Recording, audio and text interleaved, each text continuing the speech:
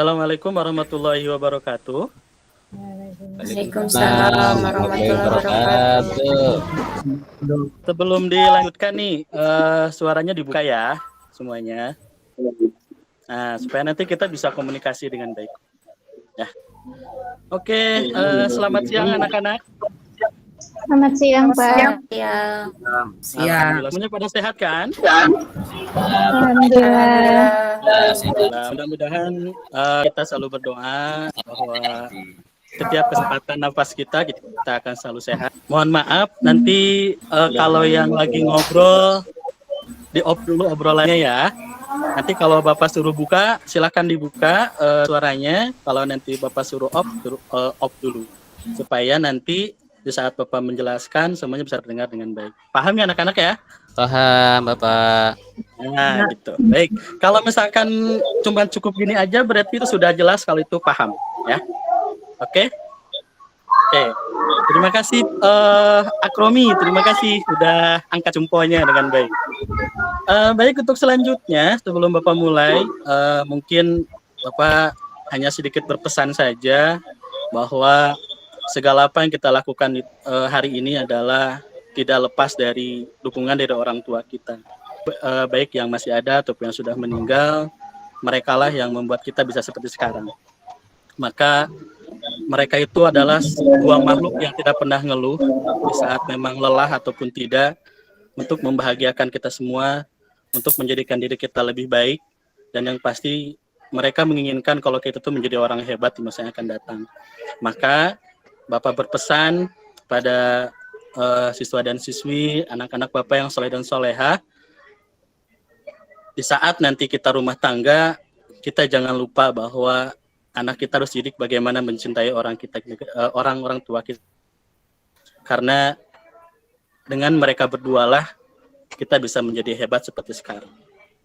Baik, sebelum melanjutkan juga, mungkin ada yang ditanyakan terlebih dahulu terkait materi-materi yang sudah disampaikan, yang kemarin kita sudah pertemuan tatap pertama, yang waktu itu kita membahas perkenalan saja ya, karena memang hari ini Bapak akan menjelaskan tentang bab 1, tentang jinayat. Ada, silakan. Kalau tidak ada, mungkin kita akan lanjutkan dengan materi tentang jinayat nih. Oke, Akromi, dipersilahkan. Ada yang ditanyakan apa? Bapak, saya kemarin lupa, jinayah itu apa sih, Pak? Oke, baik. Terima kasih Akromi yang udah bertanya. Kalau untuk jinayat, nah, ini Bapak akan buka dulu dengan, silahkan dianalisis tentang bahasa Inggris kalimatnya HT atau HUD atau HAT. Nah, HAT itu apa? Epi, HAT itu apa? Karena Epi itu bahasa Inggrisnya bagus, kata guru bahasa Inggris. Tulisannya HT. Iya, HT. Nah, bukan. Kalau HT itu HUD, pakai R. Ini HT. Nah, ada yang tahu selain dari Epi? Benci. Kita tahu kebencian. Itu dapat nilai reward dari Bapak. Ya, nanti akan Bapak simpan di kolom nilai nanti yang akan disampaikan. Nah, kan. Hati itu adalah, maka timbulnya jinayat itu berawal dari sebuah kebencian. Karena tidak akan mungkin manusia melakukan pembunuhan atau penganiayaan tanpa ada kebencian. Maka dari sinilah kita harus bisa menjaga bagaimana hawa nafsu kita agar tidak terjadi suatu hal dengan yang namanya kebencian. Tapi bukan benar-benar cinta ya, bukan, awas. Tapi ini benar-benar benci, nggak suka. Kalau kita berbicara benar-benar cinta ya, itu mah masing-masing lah. Kalian sudah pada gede semua, sudah mengerti tentang mana hal yang baik, mana hal yang Saya belum balik. baik. Semuanya belum balik juga ya. Masa udah kelas 1 MA belum balik? Aduh, ini Pak Kromi belum mimpi kayaknya nih.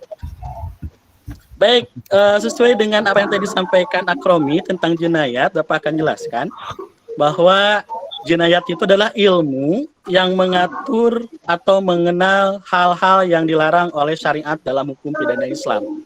Jadi, jinayat itu adalah salah satu hukum pidana kalau di Indonesia. Nah, tetapi jenjang dan materinya itu ada 2 item. Nah, memang akan dibahas hari ini tentang pembunuhan dan penganiayaan. Ya, baik. Sekarang kita akan bahas materi yang pertama, yaitu tentang pembunuhan. Kalau kita berkata tentang pembunuhan, pasti kita akan langsung berpikir menghilangkan nyawa orang lain. Nah, pasti dalam dirinya, dalam hatinya akan bertanya, Pak, kalau membunuh cinta yang sudah lama terpendam itu termasuk pidana atau enggak gitu ya. Nah, itu jangan dibahas lagi juga.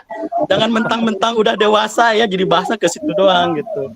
Nah, kalau masalah pembunuhan cinta yang terpendam, sudahlah, mantan kita lupakan, kita cari yang terbaik setelah ini ya. Oke, sepakat ya untuk itu? Oke, Sepakat, sepakat. Nah, betul. Bapak jangan ada curhat. sekali-kali curhat sama anak-anak lah gitu kan. Itu lebih bahagia karena kita hari ini tidak ada guru, tidak ada murid, tapi kita sama-sama belajar. Baik, untuk pembunuhan terbagi ada 2. Ada 4, ada yang mengatakan 5, ada yang mengatakan 4. Tapi Bapak hari ini akan bahas 3. Pertama ada pembunuhan sengaja, ada pembunuhan seperti disengaja, dan ada pembunuhan tersalah. Pembunuhan sengaja itu adalah pembunuhan yang memang disengaja, baik ada niat ataupun ada alat. Itu secara singkatnya. Jadi contoh nih, karena memang Bapak itu cemburu sama Akromi nih, karena Akromi ngerebut pacar Bapak nih, akhirnya saya nekat nih, bawa pisau dengan niat ingin bunuh Akromi. Nah, itu disebut dengan pembunuhan sengaja. Kalau kata Bang Napi, ada niat, ada kesempatan. Nah, itu dinamakan dengan pembunuhan sengaja. Hukumannya apa bagi pembunuhan sengaja? Jelas, hukumannya dalam hukum Islam itu adalah dengan dikisos. Apa sih kisos teh? Kalau kita waktu kecil ya, kita sekarang berhayal waktu kita kecil. Kita sering bercanda sama teman-teman nih. Oke, pas aku nyubit, kamu cubit lagi. Aku mukul, maka aku pukul lagi. Dia nendang, aku tendang lagi. Nah, itu yang dinamakan dengan kisos. Menghilangkan nyawa, maka harus dibayar dengan nyawa. Menghilangkan tangan, harus dibayar dengan tangan. Menghilangkan kaki, harus dibayar dengan kaki. Cuman yang jadi pertanyaannya nih, apakah di Indonesia itu berlaku? Tentu tidak. Kenapa tidak? Ingat, Indonesia itu bukan negara Islam. Tapi Indonesia itu adalah negara yang mayoritas beragama Islam.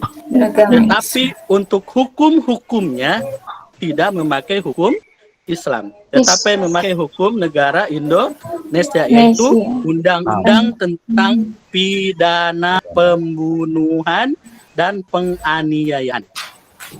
Jelas ya? Itu tentang pembunuhan yang disengaja mah tidak terlalu panjang lebar untuk dibahas karena emang jelas pembunuhan disengaja itu ada niat, ada kesempatan dan dilakukan dengan cara apapun, baik dengan benda tumpul, baik itu dengan benda tajam ataupun dengan apapun. Sugan kalau mau dengan dengan jarum sekalipun, kalau itu mematikan tetap dinamakan dengan pembunuhan. Atau gimana kalau digigit tapi sampai mati, tetap jaga pembunuhan. Karena kenapa? Aku niat membunuh kamu dengan gigitanku gitu. Sama aja pembunuhan. Tapi Pak, misalkan nih ya, kita contohkan, Pak, pacar saya bunuh diri gara-gara saya putusin dia. Apakah disebut dengan pembunuhan sengaja? Pembunuhan sengaja. Karena kenapa? Menyakiti hati orang lain. Tetapi itu bukan jadi tindak pidana. Kenapa tidak jadi tindak pidana? Karena memang tidak ada aturannya bagi yang bunuh diri gara-gara diputusin cinta, dia bunuh diri itu tidak menjadi aturan hukum, baik hukum pidana ataupun hukum Islam. Cuman hukum Islam yang bunuh diri itu adalah haram hukumnya. Jadi kalau yang diputusin cinta, cuek aja, perempuan gak satu. Ya, Epi ya, kalau diputusin sama pacarnya gampang, cari yang lain lagi. Ya, Epi kan cantik, bisa juga dapat yang lebih daripada yang sekarang. Oke, jadi tenang saja. Ya. Pak Asep jangan cemburu. Jadi ini hanya bahas tentang pembunuhan. Baik, lanjut. Kita ke yang kedua tentang pembunuhan seperti sengaja.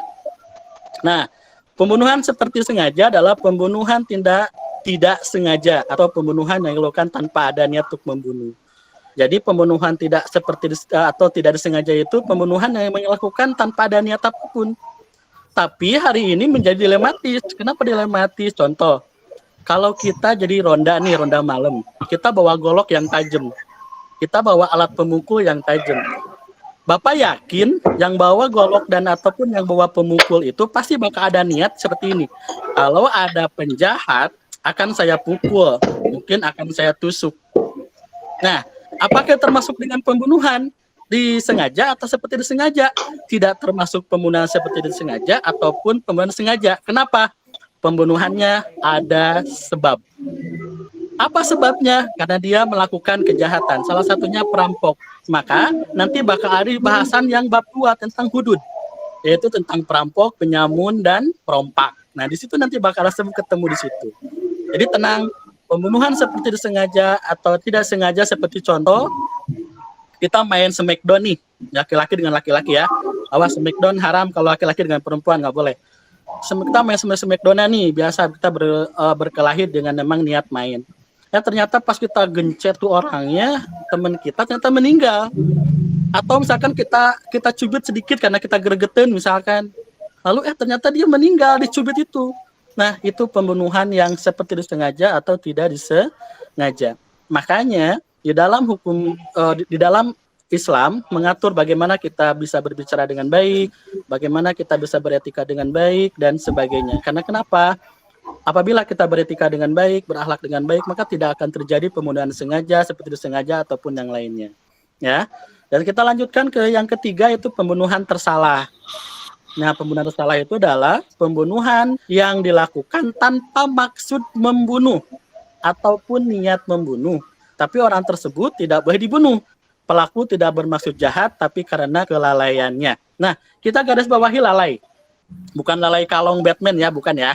Ini lalai, berarti dia itu karena memang, ya maklumlah kalau anak muda seperti kita yang di sekolah di SMA bawa motor, ngebut segala macam, bawa pacarnya di belakang karena pingin terlihat dia ahli bawa motor, tabrakan, yang belakangnya meninggal, dia sehat. Nah, itulah yang disebut dengan pembunuhan tersalah atau pembunuhan yang seperti disengaja tapi tidak disengaja karena kelalaian. Banyak hari terjadi, banyak supir ugal-ugalan, banyak yang meninggal, itu tersalah. Oh iya, tadi yang pembunuhan seperti disengaja atau tidak sengaja hukumannya apa? Belum dijelasin ya. Hukumannya adalah diat. Diatnya terbagi dua. Ada diat mughalladoh, ada diat mukhafafah. Diat mughalladoh adalah diat yang sangat besar. Kalau diat mughalladoh adalah diat mukhafafah adalah diat yang kecil. Diat mughalladoh itu adalah 100 ekor unta. Di antaranya 20 ekor unta yang sedang hamil, 20 ekor unta perempuan yang umurnya 5 tahun, 20 ekor unta yang laki-laki yang umurnya 5 tahun, 20 ekor unta yang umurnya 1 tahun, dan 20 ekor unta yang umurnya masih dalam 3 tahun. Bayangkan, diat yang tidak disengaja pun diatnya besar banget. Kita kalikan saja, 100 kali harga unta 50 juta lah. Berarti 5 kali 10 kurang lebih 500, hampir 5 miliar. Itu bayangkan, karena kenapa? Hikmah dari tentang jinayat pembunuhan ini adalah bagaimana Allah sangat menjaga yang namanya nyawa manusia. Allah sangat benar-benar menghargai nyawa manusia. Allah sangat benar-benar menginginkan manusia hidup normal dengan baik. Itu. Jadi jelas, Allah Subhanahu wa Ta'ala melindungi kita sebetulnya dengan hukum-hukumnya. Tetapi hari ini banyak orang juga yang bahwa hukumnya melanggar HAM segala macam, bla bla bla, banyaklah yang seperti itu. Tapi ya kalau kita berbicara HAM ya jelas bakal bertolak belakang. Seperti hukum rajam, hukum yang rajam zina, hukum cambuk, terus hukum diasingkan, ya pasti ujung-ujungnya itu melanggar HAM gitu.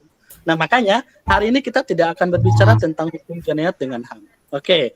Dan hukum dan pembunuhan, hukuman bagi pembunuhan tersalah itu salah satu hukumannya adalah dia diberikan diat mukhafafah. Tetapi apabila misalkan diampuni ataupun dimaafkan, maka itu bisa diberikan hukumannya itu sesuai dengan apa yang diinginkan oleh si yang terbunuh, si keluarga yang terbunuh. Itu ya hukumannya. Jadi kenapa seperti itu? Karena memang Allah sangat menjaga kodrat jadi manusia itu tersebut. Baik, sebelum dilanjutkan, ada yang ditanyakan? Oh, bertanya. Di-share. Sudah, Asep, terima kasih udah bantu Bapak buat share ya. Oh iya. Ya. Baik, silakan Akromi buat bertanya. Ya.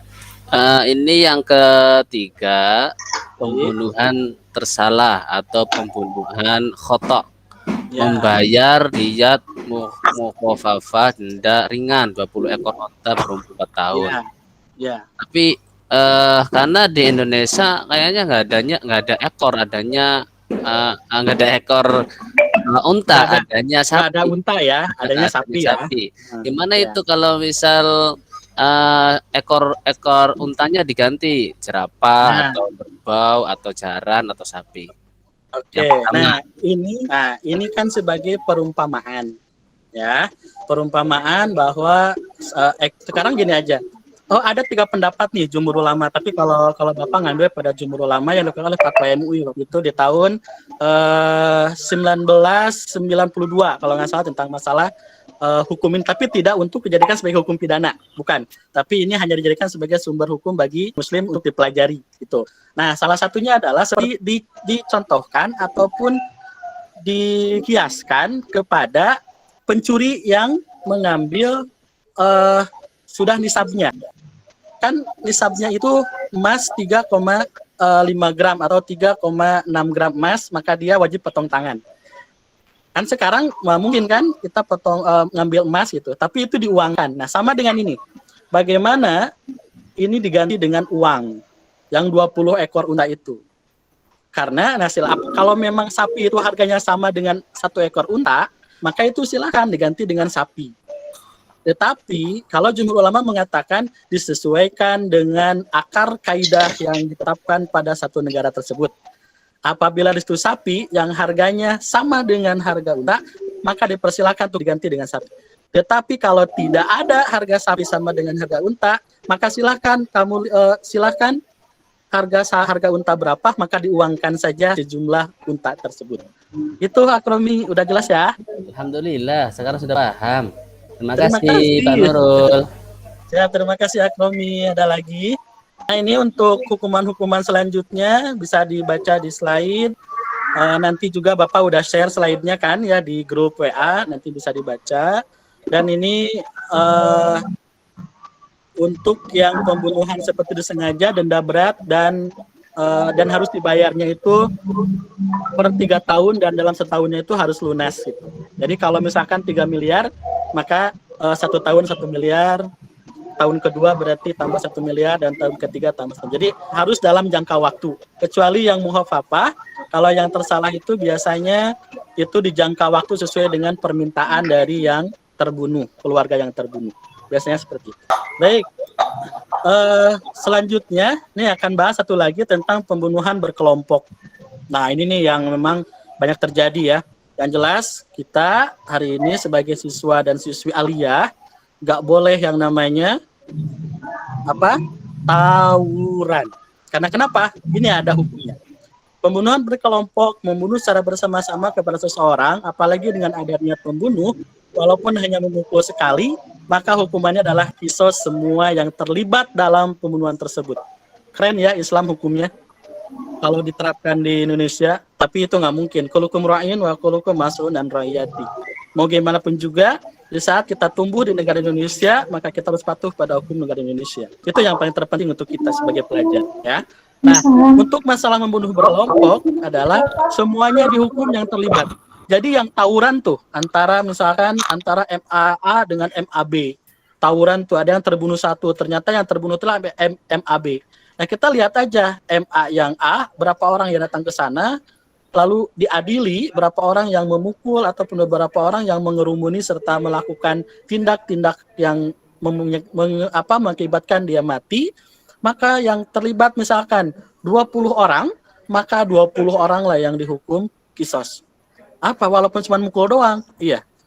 Karena tadi dikatakan di awal, hikmah dari adanya tentang jinayat, hukuman bagi pembunuh adalah menjaga nyawa manusia. Allah sangat luar biasa sayang sama kita. Sampai Allah mengeluarkan kepada Nabi hukum-hukum tentang bagaimana menghukum orang-orang yang telah menghilangkan nyawa. Tapi bukan dalam perang ya. kita tanda kutip bukan dalam perang, karena kalau perang itu ada sebab akibat. Maka kembali nanti bakal ketemu dengan pembahasan di hudud tentang hal itu. Jadi gitu. Dan kalau untuk yang pembunuhan berkelompok tidak ada diat, tidak ada kafarat, itu dihukum karena memang sudah ada niat untuk membunuh satu orang tersebut. Sekarang yang selanjutnya tentang penganiayaan. Sama kalau di Indonesia itu adalah hukum pidana juga, tapi pidana penganiayaan atau bisa disebut dengan pidana ringan kalau di Indonesia. Penganiayaan adalah melukai atau pelukaan atau menyakiti sebagian anggota badan tubuh. Ini nih. Sempat waktu Bapak ngajar kelas yang sebelumnya, sebelum kamu naik kelas nih, ke kelas 11 ya, ke kakak kamu, ada yang nanya, Pak, kalau melukai hati itu termasuk penganiayaan atau tidak? Ya kalau hatinya dicabut kamu korek-korek, ya iyalah, itu namanya penganiayaan gitu. Tapi bukan Pak, bukan itu, urusannya dengan masalah hati dan sebagainya lah, itulah Pak, malum dewasa. Itu tidak termasuk dalam penganiayaan. Tapi itu termasuk ke dalam hal-hal yang mungkin banyak orang yang berpendapat tidak boleh dilakukan. Ya, jadi jangan sampai kamu semua, Pak, kalau menganiaya hati gimana, segala macam. Nah itu nggak harus dibahas di sini ya. Kita akan bahas tentang penganiayaan yang memang tergolong kepada hukum pidana ringan. Macam-macam penganiayaan, ada penganiayaan berat dan ada penganiayaan ringan. Nah, penganiayaan berat ini melukai atau merusak bagian badan.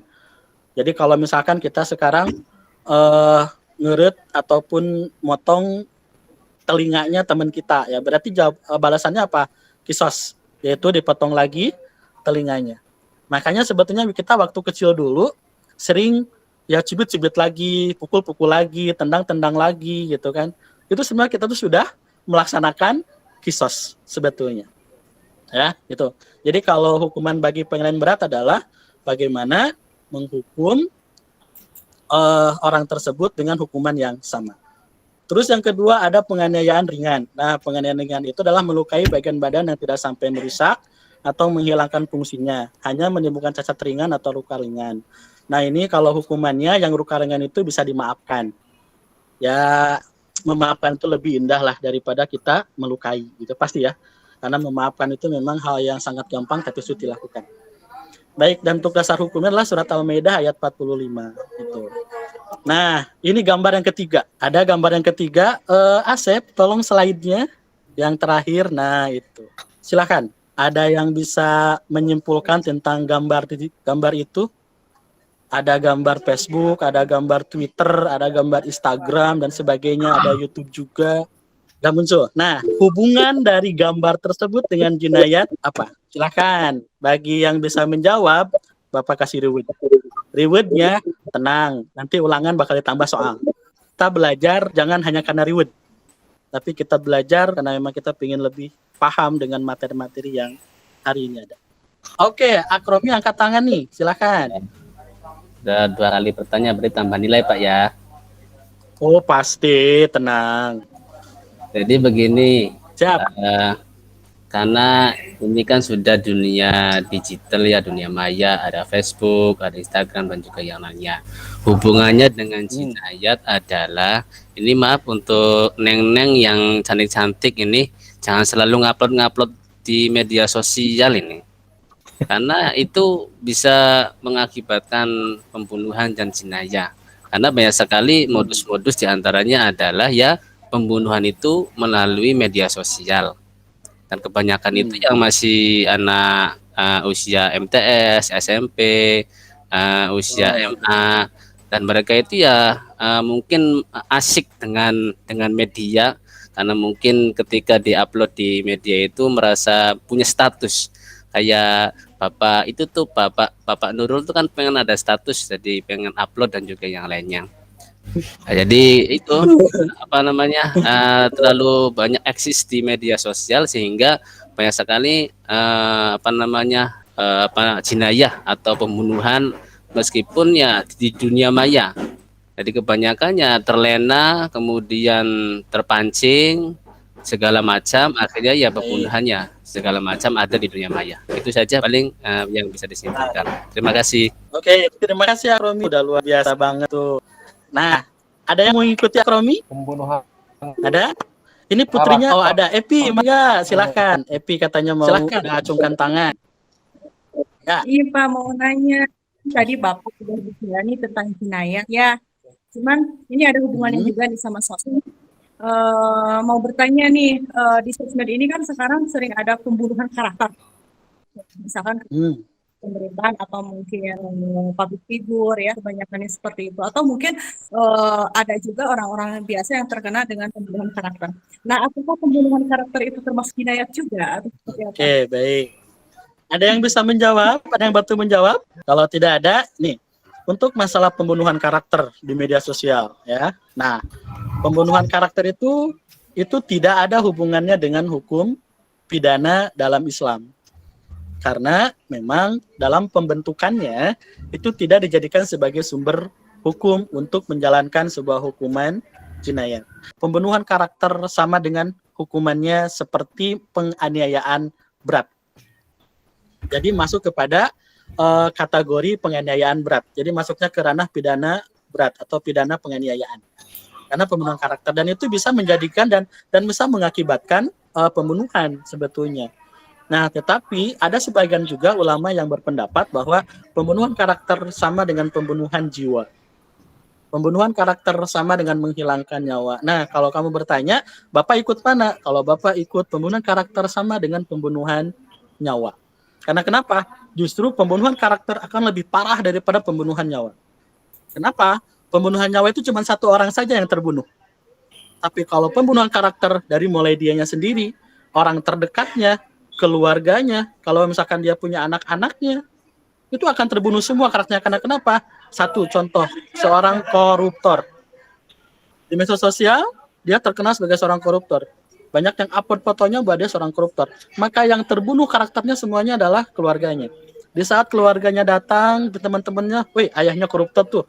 Di saat ada sekolah, weh ayahnya koruptor tuh. Itu justru yang akan menyebabkan lebih parah daripada membunuh satu nyawa. Seperti fitnah itu lebih kejam daripada pembunuhan. Karena pembunuhan karakter itu. Mungkin itu, Eti, terima kasih pertanyaannya. Ada lagi satu orang lagi untuk menyimpulkan tentang gambar tersebut. Tadi Akromi sudah luar biasa. Ada satu lagi sebelum nanti Bapak akan evaluasi. Oke. Kalau tidak ada, cukup. Oh, cukup. Alhamdulillah. Baik. Kalau tidak ada, akan Bapak simpulkan dengan gambar ini. Betul tadi yang dikatakan Akromi. Untuk pembunuhan atau jinayat yang terjadi sekarang, bukan gara-gara ada sesuatu hal yang secara fisik langsung bersentuhan. Tetapi ada kebencian di saat kita membaca media sosial. Contoh, banyak orang yang upload sesuatu, banyak orang yang ngata-ngatain seseorang, banyak orang yang misalkan ceritanya yang dikatakan sama Epi, sama Epi membunuh karakter. Nah, itu salah satu hal yang mengakibatkan pembunuhan terjadi salah satunya. Maka media sosial untuk sekarang itu sangat luar biasa parah sebetulnya. Makanya, nih Bapak pesan, media sosial itu bukan tempatnya untuk membuat analisis yang negatif. Jangan membuat hal-hal yang menjadi masalah. Karena ingat, dalam tataran usul fikih, dalam kurungnya tasawuf, bahwa media sosial itu bisa dijadikan sebagai tasawuf. Contoh, media sosial kita dipakai sebagai ladang ibadah dengan dakwah dan sebagainya. Dan itu insya Allah akan menjadi ibadah. Maka, nih pesan terakhir dari Bapak, media sosial gunakanlah kepada hal-hal yang sangat baik. Berdakwah, ngasih arahan, walaupun pasti banyak tantangannya. So ustad lah, so suci lah, so apalah, banyak lah itu. Nah, namanya dakwah, Rasul pun gak ringan kan dakwahnya. Rasul tuh dengan berpeluh kesah sampai keluar darah sebagainya sama. Hari ini kita dakwahnya lewat media sosial. Ya. Maka Facebook, Twitter, Instagram jangan sampai menjadi alat pembunuh karakter dan pembunuh nyawa. Tapi jadikan alat media sosial itu menjadi pembangkit semangat manusia agar menjadi berubah dan menjadi orang yang terbaik untuk di masa yang akan datang. Jelas ya anak-anak? Oke, baik kalau jelas. Ini ada titipan nih dari Bapak, titipan cinta buat kelas ini. Titipan cintanya, tolong analisis tentang dasar hukum dari penganiayaan, yaitu Quran Surat Al-Maidah ayat 45 ya. Tolong dianalisis dengan baik. Nanti silahkan dikumpulkan 2 hari setelah Bapak seperti ini. Dan terima kasih Bapak, tidak akan banyak karena waktunya juga udah habis. Dan semoga ada manfaatnya, dan mohon maaf atas semua kekurangannya. Insya Allah minggu depan kita ketemu lagi. Mungkin kalau ada yang ditanyakan bisa nanti japri ke Bapak atau nanti bisa di chat di grup WA Fikih ya. Terima kasih untuk hari ini dan semoga bisa menjalankan tugas dengan baik. Mohon maaf Bapak tidak bisa menjalankan dengan baik. Terima kasih. Assalamualaikum warahmatullahi wabarakatuh. Waalaikumsalam warahmatullahi wabarakatuh.